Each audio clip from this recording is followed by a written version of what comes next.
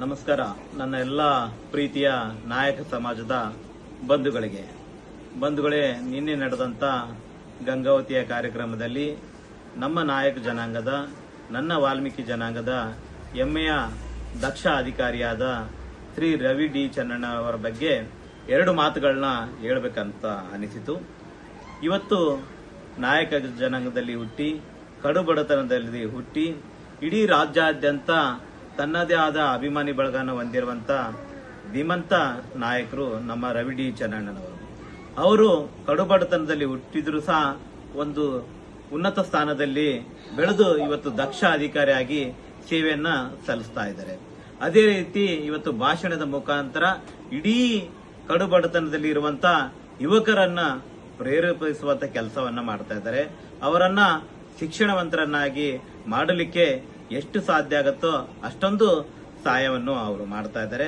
ಅದೇ ರೀತಿ ಅವರ ಭಾಷಣದ ಮುಖಾಂತರ ಅನೇಕ ಯುವಕರನ್ನ ಜಾಗೃತಿ ಮಾಡಿದಂತ ಕೀರ್ತಿ ನಮ್ಮ ರವಿ ಡಿ ಚೆನ್ನಣ್ಣ ಅವರಿಗೆ ಸಲ್ಲುತ್ತದೆ. ಈ ಸಂದರ್ಭದಲ್ಲಿ ಹೇಳುವ ಉದ್ದೇಶ ಏನಪ್ಪಾ ಅಂತಂದ್ರೆ, ನಾನು ನಿನ್ನೆ ಅವರ ಭಾಷಣವನ್ನ ಹತ್ತಿರದಿಂದ ಕೇಳಿದೆ.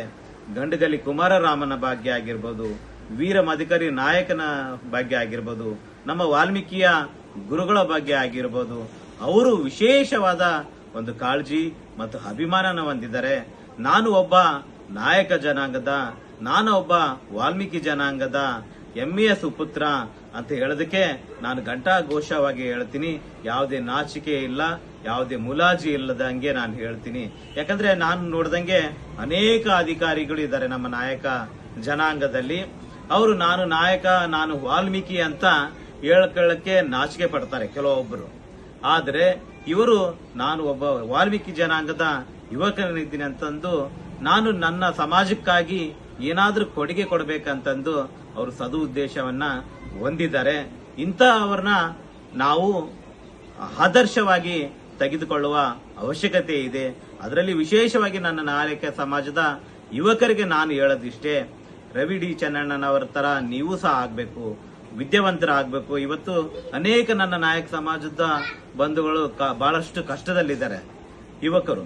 ಇವರನ್ನ ಪ್ರೇರಣೆ ಆಗಿ ಪಡೆದು ನೀವು ಆರ್ಥಿಕವಾಗಿ ಮತ್ತು ಶೈಕ್ಷಣಿಕವಾಗಿ ಒಂದು ಅಭಿವೃದ್ಧಿಯನ್ನು ಹೊಂದಬೇಕು. ಯಾಕಂದ್ರೆ ಅದರ ಜೊತೆಯಲ್ಲಿ ಇವತ್ತು ನಮ್ಮ ಅಧಿಕಾರಿಗಳಿದ್ದಾರೆ, ನಾಯಕ ಜನಾಂಗದ ಅಧಿಕಾರಿಗಳು.